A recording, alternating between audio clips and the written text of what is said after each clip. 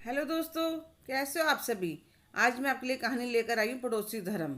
कामनी जी हमारे मोहल्ले की खबरी, जिनका काम था इसकी बात उस तक और उसकी बात उस तक पहुँचाना। उनकी इस आदत की वजह से कभी कभी पड़ोसियों के आपस में या सास बहू की लड़ाई भी हो जाती थी। मुझे तो उनका अपने घर पर आना भी पसंद नहीं था, बिल्कुल भी पसंद नहीं था। जब आ जाती तो धक्के तो नहीं मार सकते थे। आज दोपहर को मैं सब्जी साफ कर रही थी, इतने में बरामदे में आकर बैठ गई। और संजू की मम्मी क्या बना रही हो आज। कुछ नहीं कामनी, मेथी साफ कर रही हूँ। बताओ भला, यह भी कोई बात हुई। घर में बहू आ गई। अब तो अभी भी तुम ही करोगी। बहू कपड़े धो रही है, इतने में सब्जी साफ करके बना दूंगी, जल्दी काम हो जाएगा।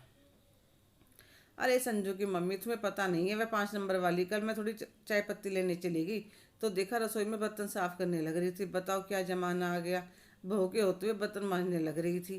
तुम्हें तो पता है मेरी तो आदत ही नहीं है इधर की बात उधर करूं। ठीक है भाई, उसका घर उसकी बहू है, जाने। हफ्ते भर बाद फिर आई एक दिन। संजू की मम्मी बताओ, भलाई का जमाना ही नहीं है। अरे वह 4 नंबर वाली रेवती, अरे कल मैं थोड़ी सी चीनी लेने चलेगी, उसके घर पर मेरा चाय पीने का बहुत मन कर रहा था। चीनी खत्म हो गई थी। सोचा पड़ोस में क्या तेरा क्या मेरा। मैं गई तो रेवती चाय बनाने लग रही थी। तो मैंने वैसे ही पूछ लिया, बहू कहाँ गई। कहने लगी बहादुर लेने गई है।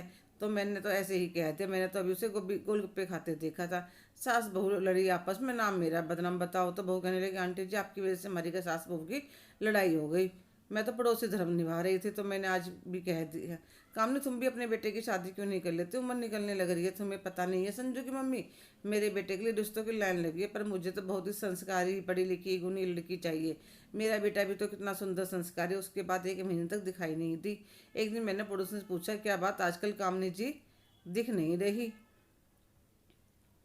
एक दिन हमारी काम वाली बता रही थी कि उनका बेटा शादी करके चुपचाप घर में बहू ले आया। माँ बेटे की खूब लड़ाई हुई, बहू भी बहुत तेज आई है। दूसरों के घरों की सास सब बहू के मजे लेती थी, अब अपने घर को संभाल लेगी तो ज़्यादा अच्छा रहेगा।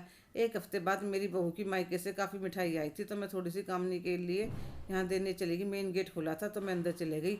देखा वह रसोई में परांठे सेकने लग रही थी और बहू बाहर बैठी खाने लग रही थी। तो मुझसे भी कहे बिना रहा नहीं गया। अरे कामनी, तुम नाश्ता बना रही हो। अरे अब तो बहू आ गई, अब तुम्हें क्या जरूरत है काम करने की। एक बार तो बहू की तरफ देखती है, फिर कहने लगती है, क्या संजू की मम्मी, अरे बहू है, 2 रोटी गर्म सेक के खिला दूंगी तो क्या हो जाएगा। हमारे यहाँ बहू बेटी में फ़र्क नहीं करते। बहुत बढ़िया कामनी, जब अपनी बारी आई बड़ी जल्दी ही सुधर गई और मैं हंसते हुए उसके घर से बाहर आ गई। सच में दूसरों के घर के मजे लेने बड़े आसान है, जब अपने ऊपर पड़ते हैं तो पता चलता है। हेलो दोस्तों, कैसे हो आप सभी। आज की कहानी आपको कैसी लगी, कमेंट करके ज़रूर बताइएगा। अगर आप मेरे चैनल पर नए हैं तो लाइक, शेयर, सब्सक्राइब करना ना भूलें। धन्यवाद।